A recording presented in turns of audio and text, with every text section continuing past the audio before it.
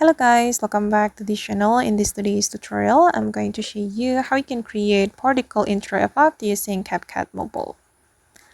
Okay, let's get into it guys. I have opened my CapCut application, and first of all, you can prepare a background for your intro. I recommend you to download black background from the internet.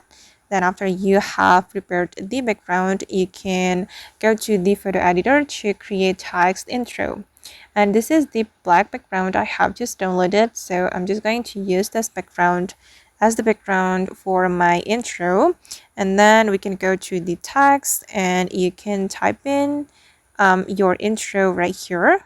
I'm just going to type in intro and I'm going to change the font. You can just select the font that you like.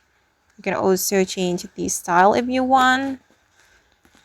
I'm just going to make it bigger like this. Okay, and you can adjust the position.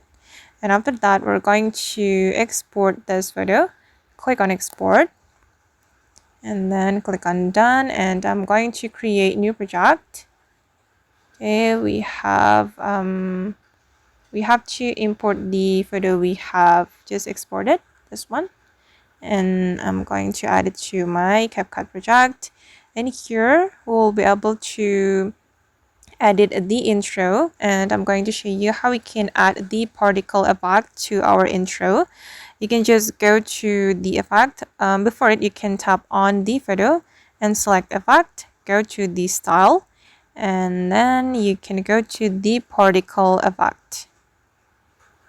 Okay, right here guys, like the particle, and then you can select this one, cosmic effect.